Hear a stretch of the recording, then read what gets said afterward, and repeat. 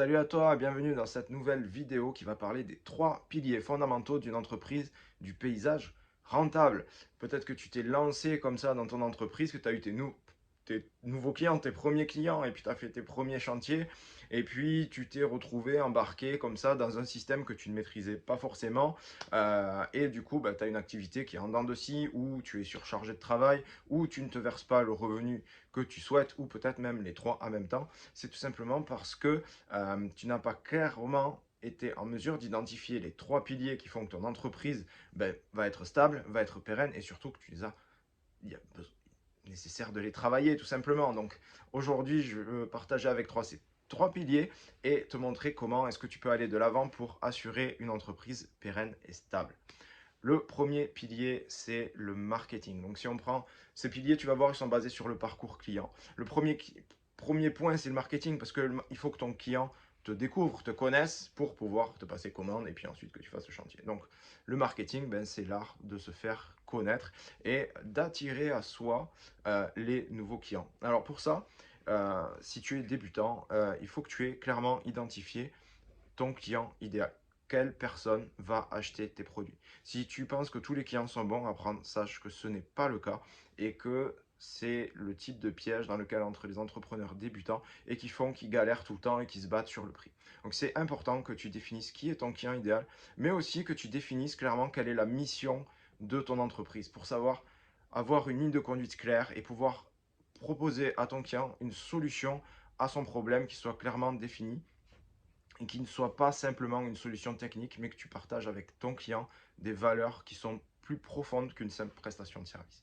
Donc dans ce cas-là, bien en fait, ton marketing, il va se passer une connexion en fait avec le client qui va se retrouver dans tes valeurs et dans ton entreprise et qui donc va t'accorder plus facilement sa confiance que simplement une prestation qui va te demander comme tailler une haie, tondre une pelouse ou même réaliser un jardin simple. Voilà.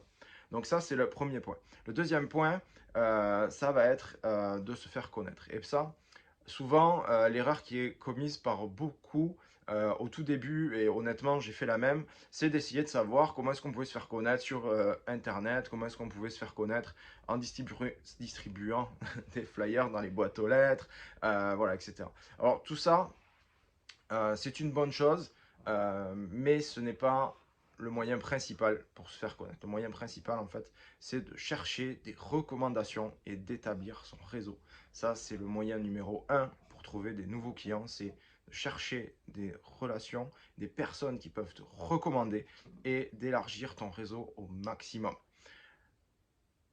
Donc on fait le point sur le premier marketing, sur les bases du marketing, ça va être de se faire connaître d'abord, d'identifier ta mission, de trouver des clients et ensuite d'aller demander des référencements et d'élargir son réseau. Et puis après, une fois que tu as ça, tu pourras passer au marketing digital, tu pourras passer à la fidélisation de la clientèle, etc. Mais dans un premier temps, ce qui est important, c'est surtout définir ton client idéal, avoir ta mission et trouver des clients à travers un réseau et des recommandations.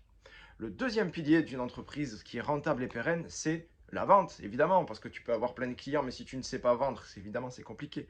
Donc la vente, en fait, ce qui est important, c'est que tu ne perdes pas de temps à vendre. Ça veut dire que souvent, je vois beaucoup d'entrepreneurs qui mettent des semaines, voire des mois pour établir un projet quand c'est une création de jardin, ou qui mettent plusieurs jours ou plusieurs semaines avant d'envoyer un devis, même un devis simple, parce qu'ils sont bloqués. Est-ce que mon devis va passer? Est-ce que je suis trop cher? Est-ce que...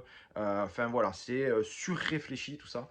Et sache que ton client ne se pose pas autant de questions et que la priorité de la vente, en fait, ça va être de fournir un devis rapide.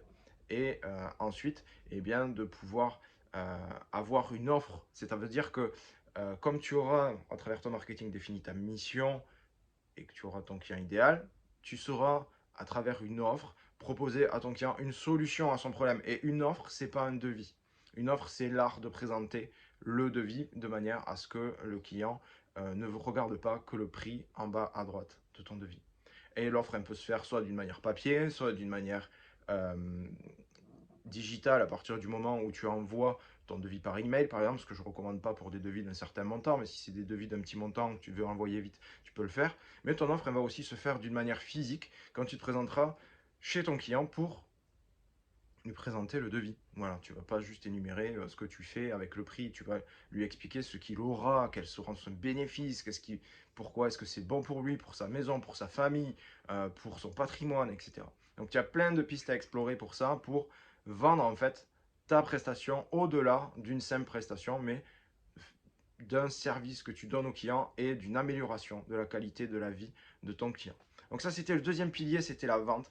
Et bien sûr, le troisième pilier, eh bien, ça va être la gestion. Alors, il y a plusieurs points en gestion. Le point numéro un, ça va être une bonne gestion de tes chantiers. Mais ça, je pense que c'est quelque chose qui te paraît assez évident. Mais il y a deux points en gestion que j'aimerais aborder avec toi. Le premier, c'est de sécuriser tes paiements. Je vois beaucoup d'entrepreneurs qui ont un certain volume de chiffre d'affaires qui n'est pas collecté parce que le client a râlé, parce que ils ont oublié de facturer. Ça arrive des fois, on oublie de facturer. Alors ça, c'est un truc bon. Mais ça arrive, ça arrive. Peut-être que ça t'est arrivé. Moi, ça m'est déjà arrivé d'oublier de facturer. Ou d'oublier d'aller chercher le chèque chez le client. Voilà. Donc ça, c'est des choses qu'il faut éviter, évidemment. Mais aussi, ça veut dire que tu dois sécuriser tes paiements. Donc, est-ce que tu as des documents de réception de travaux si tu fais la création? Est-ce que tu as des conditions générales de vente qui font que bah, si un client émet une quelconque remarque, mais en fait, dans tes conditions générales de vente, tu auras fait poser un certain cadre. Je te donne un exemple tout simple, c'est tu plantes un végétal, le client ne l'arrose pas, le végétal meurt et ne te paye pas parce qu'il a décrété que le végétal était mort et que tu dois le remplacer. C'est typiquement le type de, de, de, de problème qui nous est arrivé à tous et là on se retrouve bloqué, donc tu es obligé de rechanger ta plante si tu veux que le client te paye, etc. Donc si tu as fait des conditions générales de vente claires par rapport à la plantation par exemple, eh bien en fait il ne se passe pas ce genre de problème. Donc vraiment, sécurise tes paiements au maximum. C'est quelque chose de très très important parce que c'est le nerf de la guerre, hein. Si tu ne rentres pas d'argent, ton entreprise ne tourne pas. Donc tu as besoin de sécuriser ces paiements-là. Le deuxième point également, c'est de te verser un revenu qui soit régulier tous les premiers du mois. Ça fait partie de la gestion de ton entreprise. Donc si aujourd'hui ton revenu il est en dents de scie, il dépend de en fait l'argent qui est rentré dans ton entreprise, de ta trésorerie, en fait c'est pas l'idéal. L'idéal c'est de te payer tout de suite. Et donc dans la gestion de ton entreprise, tu dois viser cet objectif-là de te verser un revenu mensuel récurrent qui soit à la hauteur de ce que tu mérites et surtout de ce que tu as besoin pour vivre dans un premier temps.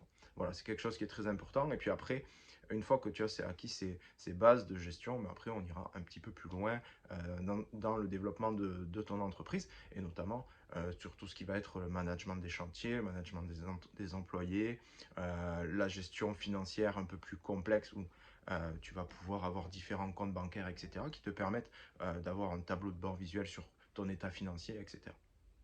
Donc, si on devait faire un petit résumé des trois piliers qui vont t'aider à avoir une entreprise rentable et pérenne. Donc, le premier pilier, ça va être du marketing, en attirant les clients vers toi de la bonne manière, en leur proposant une mission et un vrai objectif en fait que tu vas leur permettre d'atteindre à travers ta prestation. Le deuxième point, ben, c'est la vente et on va poursuivre ce procédé-là en fait puisque tu as identifié ton client idéal, tu as ta mission, donc maintenant il faut la partager avec ton client pour qu'il passe à l'acte d'achat.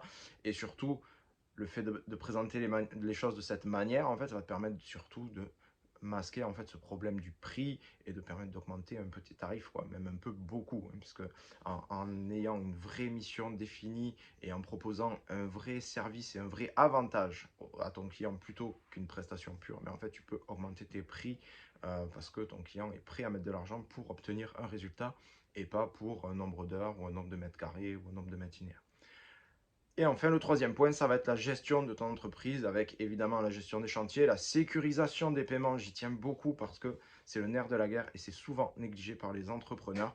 Et puis enfin, et surtout, verse-toi un revenu régulier tous les premiers du mois. Et si tu es tout débutant, ben commence par un petit revenu, 500 euros par mois, 300 euros par mois, 200 euros par mois, peu importe, même si tu bénéficies de l'ACRE, etc.